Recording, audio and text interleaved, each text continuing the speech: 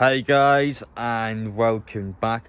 We are now less than 24 hours away from returning to football. Newcastle United is back for the 2023-24 campaign.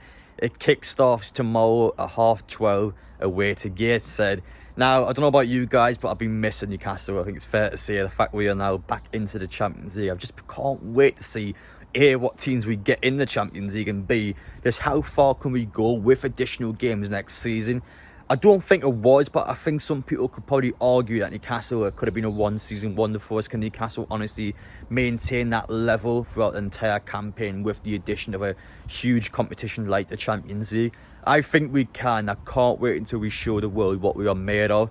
But I think a big factor does rely on this transfer window. How many players can Newcastle get through the door? What type of players can Newcastle get through the door? What positions? And I think the big topic in today's video is Moussa Diaby. Now, Aston Villa are currently in quite advanced talks of signing for in the regions of around £30 to £35 million.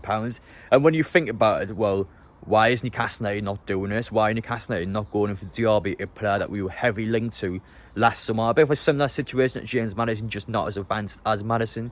Why are we not going in for him? I think as well, Newcastle are targeting likes of Harvey Barnes on the left-hand side. But I think it's definitely true that Newcastle need a right-hand side player more, because we've got Almo on, a player that people aren't too keen on. Or we have Jake and Murphy, a guy that's just not going to start for us. So we actually do need someone that's a dedicated goal scorer on the right-hand side and the left. But why are we not going for that right player? So I thought that's a big topic to talk about today, and perhaps why Newcastle aren't going for Moussa Diaby. I think there is a massive underlying problem with Diaby, which I'm going to explain in this video and hopefully calm you guys down. I think a big thing to say as well is that no matter how things may seem on social media and how Newcastle, it may look like now that we're not targeting anyone at all on the right hand side, chances are there's something going on behind the scenes and the media just hasn't reported on it. I definitely think it's a case when Newcastle, again, they like playing them cards close to that chest. They don't like giving anything away, and I think despite the fact it may look like nothing's going on, I think there's a decent chance it could be further from the truth.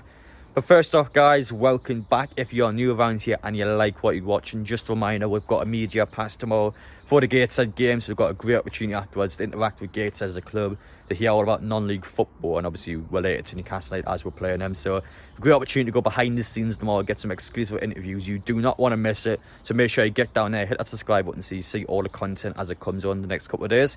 Secondly, if you like what you watch, make sure to smash a like button. And finally, let me know your thoughts down in the comment section. We have quite a lot to talk about, loads of different topics to get into. So without further ado, enough messing around, you know the score, let's get into it. We will begin this video off by recapping on yesterday. The big topic of my video being about Newcastle United's brand new paid TV passes for you guys watching at home. So if you want to watch the Gateshead game tomorrow, you have to pay £9.99 up front. Now, it is important to know that Newcastle United have decided that all the money they earn from that revenue will go directly to Gates, which I think is a good act. But it's still a case where whether you guys like it or not, you have to pay £10 to watch the game. And I think considering this well, it's going to be a decent amount of under 21 lads playing against a 5th tier side. It is quite a lot, despite the fact that obviously benefits Gates massively as a club. But now the reason why I'm talking about that is because, well, on Tuesday when we play Rangers, there's actually also again a TV pass being announced. But this time we all know for a matter of fact that Rangers does not need the money at all. It's a case where two football teams that are already financially stable are working together to get this TV pass out. Now, I do think it's important to note that a proportion of the money has been confirmed by Newcastle to go towards a charity of Alan McGregor's choice. Of course, Alan McGregor's, it's his testimonial. So a charity of his choice will get a fee from Newcastle United, but it's not all the money. So Newcastle United are profiting some of the money from you guys. You have to pay £7.99 up front for it. Now, honestly, for me, again, I'm not too fussed. I mean, it's not a matter of life and death. I mean, all you have to do, if you don't want to watch it, you don't pay for it. It's that simple. But my concern being is that I honestly think Newcastle United is a decent chance that we can be testing the waters here. And what I mean by that is, so let's say now, Newcastle United, we have these passes out for all the games this pre-season. The club will look at the figures from fans. So how many fans have bought this game, how many fans have bought this game, and they'll use that to their best knowledge. And next season, let's say a healthy amount of people bought a Rangers one for £8. All of a sudden, in our game next season, it's going to be £10, £12. Newcastle are going to be taking all these profits in to try and benefit us as a club, which I think is good. But I also think it's probably a bit of both ways as well. If you're going to be obviously trying to get loads and loads and loads of money out of fans, it's obviously going to upset some people. But again, no, it's just a choice. I mean, for me, I'm going to be going to the games regardless. I'm not too fussed by it. But I can't understand people's frustration, especially if they just want to try and watch Newcastle, and it's going to cost you, I mean, well over £50-60 just to watch all the pre-season matches at home, which I do think is a bit pricey, especially under a cost of living crisis. So there's all sorts of different ways you can look at it, but my only concern really with this sort of thing is if Newcastle go away from this and they start scheming and planning about doing more of this next season and even raising the prices if figures are going well for them. So I mean, we'll have to wait and see. That's only me speculating, to be fair, but honestly I haven't got too much of a problem with it at the minute, but I definitely can't see why some people will be frustrated. But again, at least somewhat the proportion is going towards the charity, so there is something good out of it. It's now time to get into the transfer side of things. Why has Newcastle United not winning for Moussa Diaby? There's a couple of huge factors that I think does need explaining. But on paper, this is a player that Aston Villa is looking to sign for around £30 to £35 million. Someone that plays on the right-hand side, which I think in Newcastle United's point of view, we definitely need someone on the right-hand side more than the left, which we are currently looking at with Harvey Barnes. And you're thinking, well, if you can get Diaby for the same price as Harvey Barnes, then why are we not getting Diaby? So I think there's a couple of main things into this. And one thing I haven't mentioned much in my videos yet, which I think is a massive problem for Newcastle United in a case like this, is something called the Newcastle United tax. So Dominic makes a great point here, by the way, about how Newcastle United last summer actually quoted 60 million for a player that Aston Villa are trying to get for around 30 to 35 million. So why is that the case? Well, the thing is, for a team like Bayer Leverkusen, they are fully aware of how much money Newcastle United has to spend, despite what we could put on the media about only having this budget and having this amount of money. Teams are fully aware that we are owned by the Public Investment Fund. We have all the money in the world, and the financial fair play, we still have a good amount of money we can put in certain aspects of the pitch. And someone like Diaby is just going to get offered for teams like Aston Villa for lower. So why are Newcastle going to allow themselves to get the absolute piss ripped out of them? If you can join Aston Villa for £35 million and Newcastle want him, it's £60 million for us. So it's completely unfair, and Newcastle just can't compete with a team that is unwilling at all to negotiate with us. They clearly are looking to get as much money out of Newcastle as they possibly can. There's no way the likes of Dan Ash or Amanda Murdoch can even think about negotiating with a team like that. It's not possible.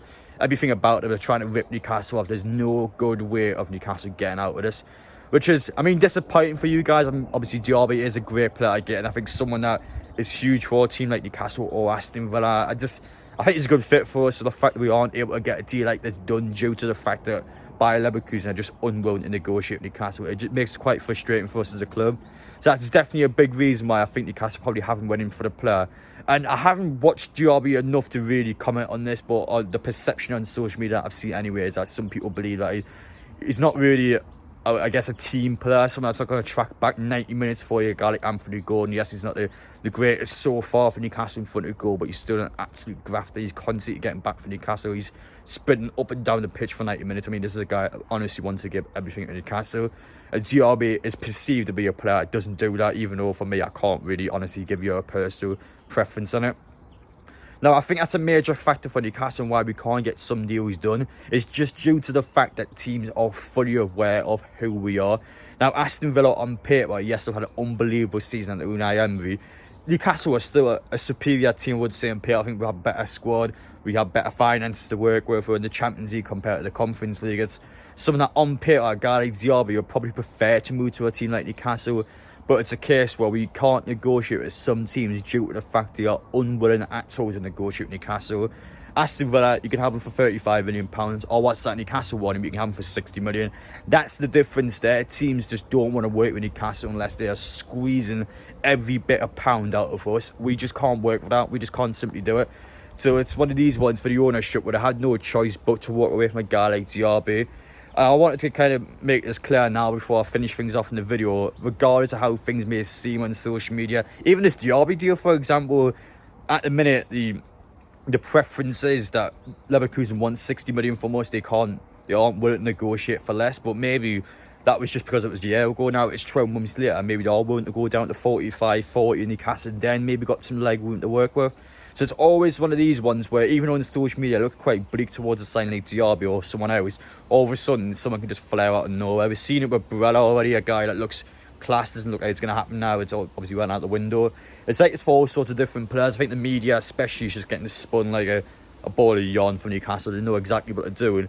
And for you guys, even though things may look quite negative on social media, things might look like nothing's going on, sometimes it couldn't be further from the truth. So it's definitely one where you just got to be patient. Some people have already called this window a disaster. I mean, there's still well over 50 days left. I mean, there's a good, 7-8 weeks. I mean, you've got so much time to work with. Just relax, just calm down. We'll get there. We'll get the signs we need to get. In Newcastle United, we've obviously got the money now. We are fully aware in the Champions League, you're going to need a bigger squad. You're going to need better players, and the club is aware of this. They're not stupid. I mean, that's not just me telling you guys. I'm not anyone to do with Newcastle. Obviously, people working the high ups are going to know everything that's going inside out with the club. They know exactly what we need. Eddie Howe wants his targets. I have a massive list down here to try and get what our transfer targets he wants in. We've got Tonali through the door. Harvey Barnes, despite him being a bit quiet lately, still looks really good. It's just for Newcastle now, where we've got everything we need. We'll get it done, just relax. But I do want to mention Diaby though. I think that was a big one. Why is Newcastle not winning form? Well, I think that tax is a big thing that's going to pop up for Newcastle over the years. Just like any other major club out there with loads of money. The teams are aware of that.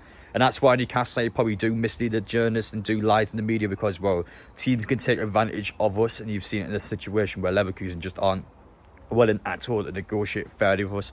They want more money out of us than Aston Villa, which is why it's easier for a team like Aston Villa to go in for a guy like Diaby. So despite how things are looking, it probably is a case where he's going to go to Villa, he's going to go to a different team. It just won't be Newcastle. And it's obviously sad that the player's going to really improve us, but ultimately it's just, I mean, you can't negotiate with a team that's not willing to negotiate with you. So Newcastle just aren't going to do it.